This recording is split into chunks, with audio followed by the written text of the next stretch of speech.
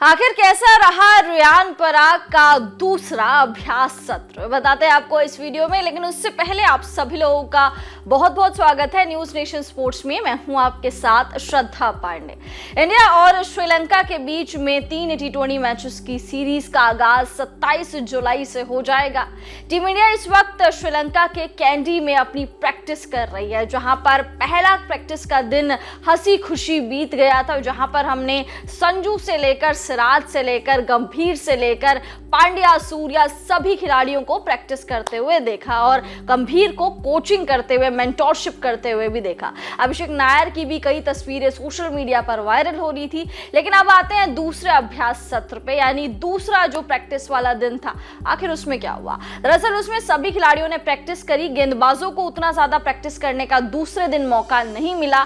तेज गेंदबाज जो है दूसरे दिन प्रैक्टिस में आए भी नहीं थे, जैसे कि मोहम्मद सिराज हो गए या फिर अर्शदीप सिंह हो गए या फिर वॉशिंगटन सुंदर वगैरह, ये सारे प्रैक्टिस में आए नहीं थे। सुंदर आए थे थोड़ी सी देर के लिए, बट उन्होंने बल्लेबाजी की प्रैक्टिस करी। गेंदबाजी की दूसरे दिन एज सच कोई प्रैक्टिस नहीं हुई थी। अब आ जाते हैं कि रियान पराग ने दूसरे दिन क्या करा। दरअसल रियान पराग ने दूसरे दिन गेंदबाजी की प्रैक्टिस करी। उन्होंने बल्लेबाजी की उतनी प्रैक्टिस नहीं करी, बल्कि गेंदबाजी की प्रैक्टिस करी। उन्होंने लगभग 30 से 35 मिनट गेंदबाजी का पूरा अभ्यास करा, वेरिएशन पे ध्यान दिया, क्योंकि आप सभी लोग जानते हैं कि रियान पराग को जब टीम में लिया गया है तो सिर्फ उनकी बल्लेबाजी स्किल्स देखकर नहीं, बल्कि उनका गेंदबाजी में जो कंट्रीब्यूट वो करते हैं वो चीज़ देखकर लिया है। इसीलिए उनसे ज़्यादातर गेंदबाजी ही करवाई जा रही है। रियान पराग की सबसे खास बात यही है कि वो मिडल ओवर्स में आके विकेट टेकिंग एबिलिटी है उनके पास, वो विकेट्स निकाल सकते हैं। यानी बैटिंग में आपको विकल्प ज़रूर देते हैं, लेकिन एक मिडल ओवर्स में आके विकेट निकालना ये भी उनकी सबसे बड़ी काबिलियत है। तो दूसरे दिन उन्होंने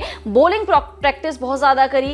पहले दिन बॉलिंग और बैटिंग दोनों प्रैक्टिस उन्होंने करी थी, बट दूसरे दिन उन्होंने सिर्फ गेंदबाजी की ही प्रैक्टिस करी और बड़ी ही अच्छे तरीके से उनका ये जो अभ्यास सत्र था वो गुजरा। साथ साथ तो उन्होंने गंभीर के साथ भी 1-on-1 बातचीत करी। गंभीर के साथ भी वो काफ़ी देर तक बातचीत करते हुए नजर आ रहे थे मैदान में। गंभीर उनको बेसिकली कुछ समझाते हुए नजर आ रहे थे, क्योंकि आप सभी लोग जानते हैं रियान पराग कई बार बहुत ज़्यादा इमेच्योर हो जाते हैं और गौतम गंभीर इसका पूरा अपोजिट है। तो गौतम गंभीर को पता है कि युवाओं को टैकल कैसे करना है, उनको हैंडल कैसे करना है। इसीलिए दोनों के बीच में काफी ज्यादा बड़ी बातचीत चली। सूर्य कुमार यादव भी हेल्प करते हुए नजर आए रियान पराग को। अब आप कमेंट्स करके बताइए क्या लग रहा है कि रियान पराग को पहले मैच के प्लेइंग 11 में मौका मिलेगा या फिर नहीं। कमेंट्स करके अपनी राय मुझे जरूर दीजिए।